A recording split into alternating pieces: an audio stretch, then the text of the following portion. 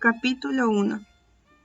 Una mañana don Felicito Yanaque, dueño de la empresa de transportes Nirihuela, recibe una carta firmada por una arañita. El objetivo de la carta era extorsionarlo, pidiéndole $500 al mes para salvaguardar la seguridad de su empresa y de su familia. En un primer momento don Felicito no sabía si tomar la carta como una broma o como una amenaza real. Se dirige hacia la empresa, hacia su trabajo, la empresa de transportes, pero luego se da cuenta que era necesario sentar una denuncia, así que se dirige a la comisaría. El comisario no se encontraba, pues estaba de vacaciones, así que lo atendió el sargento, pero este le dio a entender que su caso no tenía mucha importancia. Desconcertado, se dirige en busca de su amiga Adelaida. Adelaida era conocida como la santera, porque tenía un puestito donde vendía imágenes de santos y entre otras chucherías. Don Felicito confiaba mucho en Adelaida porque hace 25 años atrás, cuando él aún era chofer de camiones, una vez ella le advirtió sobre un accidente que podría sufrir en ruta. Y eso sucedió. De ahí en adelante don Felicito confió ciegamente en Adelaida, tanto así que todas las decisiones importantes de su vida siempre las consultaba primero con ella. En un primer momento Adelaida no sabía qué decirle respecto a la carta, pero luego recibió una inspiración, como ella lo llamaba, diciendo que él debía pagar los $500 que le pedían mensual. Pero a don Felicito esto se le hizo complicado de aceptar, porque él tenía grabado un mensaje que le dejó su padre antes de morir, que era: nunca te dejes pisotear por nadie, y él no estaba de acuerdo con pagar esa suma a los extorsionadores.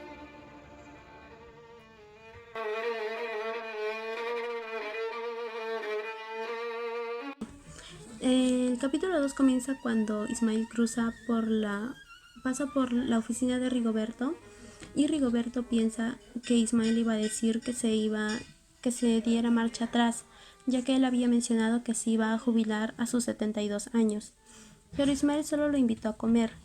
Rigoberto seguía pensando que Ismael le iba a decir que se jubilara a sus 75 años y no a los 72. Cuando llegaron al restaurante, Ismael le pidió a Rigoberto de que él fuera su testigo de bodas, a lo cual que Rigoberto le dijo que sí. Rigoberto le preguntó quién era su novia, con la cual se iba a casar, y Ismael le dijo que era su empleada Armida. Rigoberto le dijo que sí estaba loco y que pensara bien las cosas, pero a lo cual que Ismael le dijo que si recordaba el infarto que le dio en septiembre. Rigoberto le dijo que sí, y Ismael le dijo que en ese entonces fue cuando decidió casarse con su empleada, ya que en ese momento en la cual Ismael se sentía muy débil, escuchó a sus hijos Mickey y Escobita muy entusiasmados de que se iba a morir su padre y que tenía pocas posibilidades de vivir. Cuando Ismael escuchó cuando Ismael escuchó decir eso a sus hijos, le dio más ganas de vivir y no darles el gusto.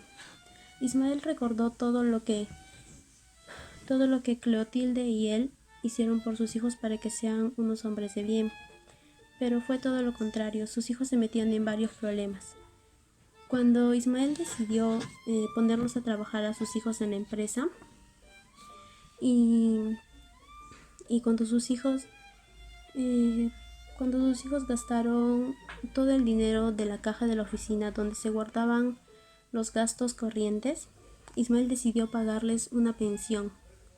Después de la muerte de Clotilde, Ismael se había rendido, pero Armida lo apoyó y por eso fue en la decisión de casarse con su empleada. Después Ismael le preguntó a Rigoberto de que cómo era su relación con su hijo Fonchito, a lo cual Rigoberto le respondió que se llevaba muy bien con su hijo, que era un buen chico estudioso y dócil, pero era muy solitario. Rigoberto le preguntó a Ismael de que cuántos años se llevaba con Armida, e Ismael le dijo que se llevaba unos 38 años de diferencia. Y bueno, en fin, Rigoberto le dijo a Ismael que se case con Armida y que el mundo se les venga encima. Y bueno, eso sería el resumen del capítulo 2. Voy a pasarle el pase a mi compañera que va a exponer el capítulo 3.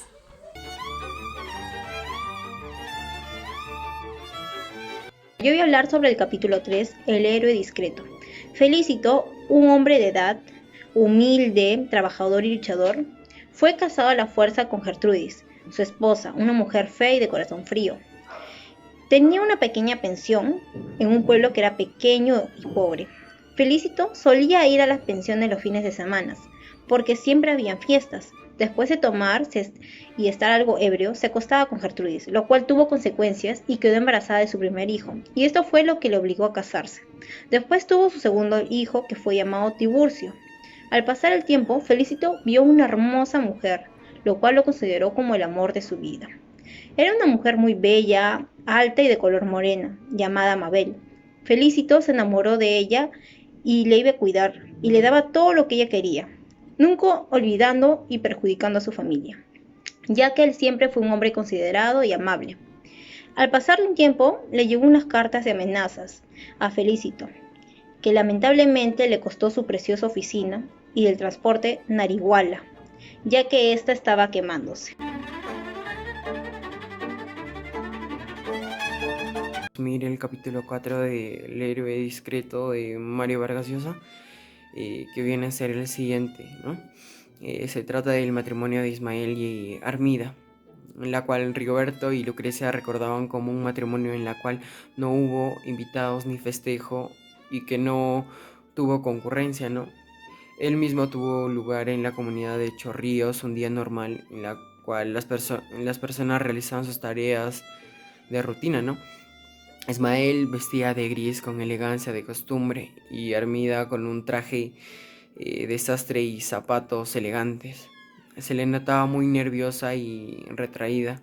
La ceremonia fue muy rápida y luego vinieron los abrazos y felicitaciones. Luego pasaron a la iglesia Nuestra Señora del Carmen, a la ceremonia religiosa o católica, ¿no? Luego se fueron a su viaje de luna de miel. Lucrecia le comentó a Rigoberto que no creía que esto estuviera pasando, ¿no? Ya que Armida era la empleada de Ismael, ¿no?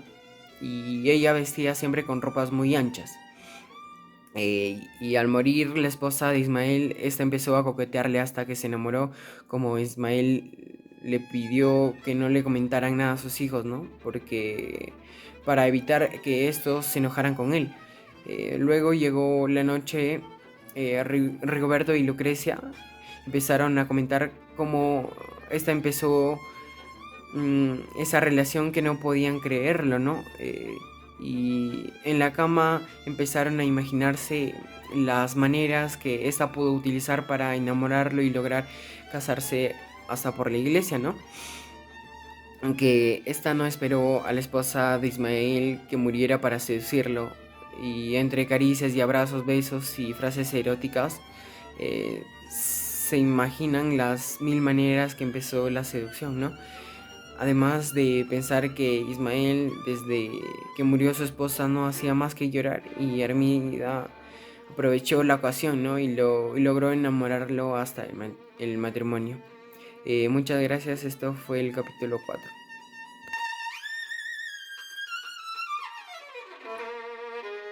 El capítulo 5 del héroe discreto, que en este resumen dice que Felicito Yanayake publica un mensaje hacia los extorsionadores por el diario El Tiempo, y tras este acontecimiento Felicito se hace famoso en toda Piura. La gente lo aclama en la calle y él les mostraba su solidaridad. Incluso los policías se comprometieron seriamente en su caso, ya que recibieron una rezondrada de sus superiores. Tras una charla con su amigo Vignolo, este le cuenta que casi todos los transportistas ceden a los chantajes de los extorsionadores. Sus hijos también estaban muy preocupados, así que les recomiendan que contrate un guardaespaldas que, o que aporte un arma para poder defenderse. Y como era de esperarse, Felicito y Anaya que dijo que no les iba a dar el gusto a los extorsionadores, en su caso, de gastar su platita por miedo a ellos. Tras el incendio ocurrido en su oficina, el número de pasajeros disminuye notablemente, ya que estos tenían miedo a que atacaran los buses o los asaltaran en pleno viaje. 3 semanas después le llega la tercera carta, en donde decían que olvidaría el episodio del periódico y que iban a empezar de cero, dándole un plazo de 2 semanas para que recapacite y ceda dichas peticiones. Entonces Felicito decide ir a la comisaría, pero los sargentos no se encontraban, así que opta por ir a visitar a Mabel. Cuando llega este se pone algo tensa, ella, pero después lo recibe como antes.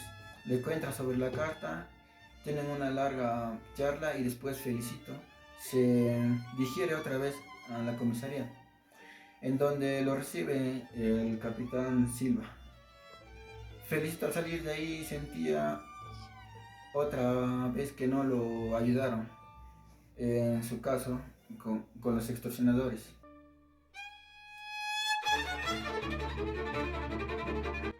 Voy a hablar sobre el capítulo 6. Rigoberto, el padre de Fonchito, y su madrastra Lucrecia estaban muy preocupados por lo que le estaba sucediendo a Fonchito, ya que le sucedía apariciones, y ellos no sabían si creerlo o no porque solía mentir, para llamar solamente su atención. Pero con el tiempo, lo que le pasaba a Fonchito empezaron a preocuparle, ya que Fonchito empezaba a comportarse extraño, y ya no hablaba demasiado, paraba casi todo el día callado y apartado de los demás, así que decidieron llevarlo al psicólogo. Al estar ahí, la doctora Césped dijo que era un niño normal e inteligente, lo cual hizo preocupar más a sus padres. Pero al pasar del tiempo, Fonchito cambió y se volvió a ser el mismo de antes, cual sus padres se dieron cuenta y dejaron de hablar sobre ese tema y ver la transformación que tuvo su hijo entre la niñez y la adolescencia.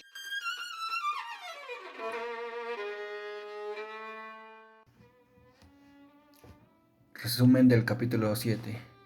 Se encontraban el sargento Lituma y el capitán Silva examinando las cartas y dibujos de los chantajistas, cuando el sargento recordó que había conocido hace mucho tiempo a Josefino Rojas, el cual hacía dibujos muy parecidos a los de las cartas y habían crecido juntos. Él, Josefino y los primos del sargento, José y el mono León. Josefino Rojas se convirtió en un proxeneta de un lugar llamado La Casa Verde y un hombre de la mala vida. Lituma le contó toda la historia al capitán, que este último terminó sospechando del tal Josefino. El sargento se fue a Piura en busca de recuerdos y respuestas, y también se encontró con su primo José León. Le trajo muchos recuerdos conversar con su primo y se le vino a la mente que no podía o no había sido el tal Josefino el que dibujaba, sino su primo José. Al regresar a la comisaría, el señor Felicito había llegado con otra carta del chantaje que decía que habían secuestrado a Mabel, la amante del señor Felicito. Eso sería todo del capítulo 7.